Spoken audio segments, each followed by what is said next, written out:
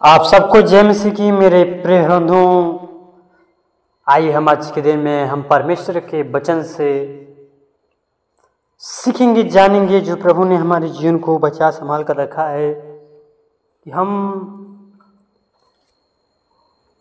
प्रत्येक दिन को देख रहे हैं, हम सुबह के बेले को देख रहे हैं। कितने लोग होंगे प्रियो कि उस दिन को देखने नहीं पाए होंगे।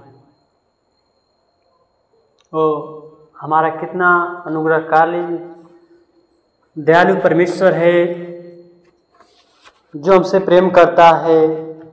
वो चाहता है कि तुम मुझ में बने रहो, मेरा वचन तुझ में बना रहे, जो कुछ मांगो वह तुम्हारे हो जाएगा। प्रियो, परमेश्वर हम लोगों को अपने समीप रखना चाहता है,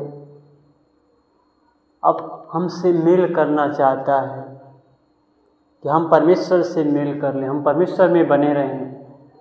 तो परमेश्वर से जो कुछ मांगेंगे वो परमेश्वर हमें देगा। प्रिय, परमेश्वर हमारा कितना अनुग्रहकारी दयालु परमेश्वर है जिसने हमें आज के दिन को दिखाया और दूसरे दिन दिखाने वाला है। हम सोच नहीं सकते परमेश्वर हमारे जीवन में अद्भुत अद्भुत कार्य करता है। क्यों? क्योंकि हम जब मुसीबत में पड़ते हैं तब हम प्रभु यीशु मसीह को याद करते हैं। कब? दुख के समय में। और जब हम दुख में नहीं रहते हैं प्रियो तो हम परमेश्वर को भूल जाते हैं, भटक जाते हैं। हम संसार की लालसाओं में, इच्छाओं में पड़कर हम परमेश्वर को भूल जाते हैं। यही परमेश्वर को अच्छा नहीं लगता है कि आप जब आपके जीवन में दुख पड़ता है तब आप परमेश्वर को याद करते हैं, अन्यथा आप परमेश्वर को स्मरण भी नहीं करते हैं।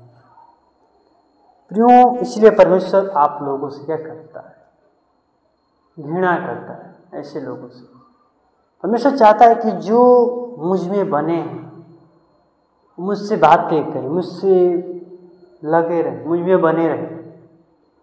उनका और हमारा परमेश्वर क्या है? में प्रेम बना रहे, हम परमेश्वर से बातचीत करें। परमेश्वर हमको यही चाहता है, हमको इसलिए बनाया कि क्या करें? परमेश्वर से हम बातें करें। जब तक हम परमेश्वर से बातें नहीं करेंगे प्रियो तो हम हमारे जीवन में कुछ उद्देश्य नहीं रहेगा। जब तक हम परमेश्वर से कुछ मांगेंगे नहीं प्रियो और परमेश्वर से कुछ कहेंगे नहीं और परमेश्वर की आज्ञा के अनुसार चलेंगे नहीं तो हमारा जीवन क्या है? व्यर्थ। जब हम परमेश्वर के वचन पर चलेंगे और उसके नियमों के अनुसार उसकी आज्ञाओं का पालन करेंगे तब हम क्या करेंगे? हम परमेश्वर के समीप होकर, हम परमेश्वर के समीप जाकर हम परमेश्वर से कर सकते हैं, बातें करेंगे। प्रार्थनाएं करना है। प्रार्थना करने का मतलब होता है क्योंकि हम परमेश्वर से बातें करते हैं। जब आप परमेश्वर से प्रार्थना नहीं करते हैं तो आप परमेश्वर से संपर्क नहीं जोड़ पाते। और जब आप परमेश्वर से संपर्क जोड़ेंगे तो परमेश्वर आपके जीवन में सुख और शांति वो देता है। वो देने वाला परमेश्वर है। क्यों? आइए हम परमेश्वर के वचन से देखेंगे कि आज के दिन में परमेश्वर का वचन हमें क्या सिखाता है प्रियो। तो आइए हम देखेंगे मत्ती की पत्री उसका 17 अध्याय उसका 17 पद और 18 पद हम पढ़ेंगे। ये परमेश्वर का वचन क्या कहता है?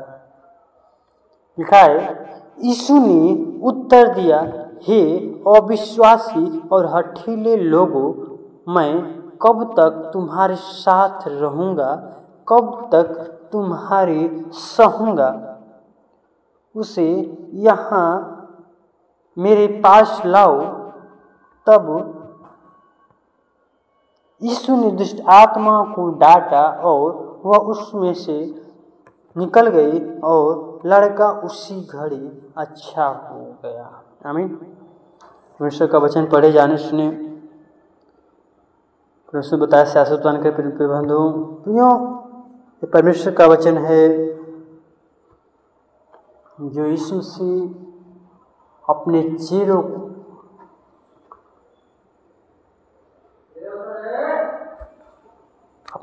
को करता है। बीच में परमेश्वर का वचन सुनाता है। उसी समय एक बालक क्या था, दुष्ट आत्मा से ग्रस्त था। वो परमेश्वर के यीशु मसीह के सामने लाया गया। यीशु ने उत्तर दिया, हे अविश्वासी और ढीले लोगों, मैं कब तक तुम्हारे साथ रहूंगा, कब तक तुम्हारी रहूंगा, उसे यहाँ मेरे पास। देखिए, यीशु मसीह अपने चेलों से कहता है कि मैं कब तक तुम्हारे साथ रहूंगा। ठीक है, यीशु मसीह का तुम उनको क्या करो, चंगे करो। वो कहते कि नहीं प्रभु, हमसे नहीं होगा।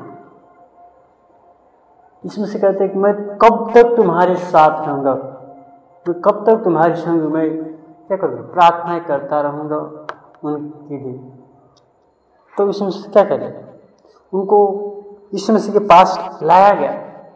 तब यीशु मसीह ने क्या किया, उसको उस आत्मा को क्या किया, यीशु मसीह ने डांटा। और उसी समय उसमें से क्या कर दुष्ट आत्मा क्या हुई, निकल गई। और उसमें से निकल गई और लड़का उसी घड़ी अच्छा हो। और जो बालक था और बच्चा था वो क्या, उसी समय वो क्या हो गया, अच्छा भला चंगा हो गया। फिर इसलिए परमेश्वर का वचन हमें सिखाता है कि हम परमेश्वर के वचन के अनुसार हमारा विश्वास परमेश्वर के ऊपर होना चाहिए, यीशु मसीह के ऊपर होना चाहिए। तब हम परमेश्वर के नाम से हम दुष्ट आत्माओं के करते हैं दूर कर सकते हैं। प्रियो,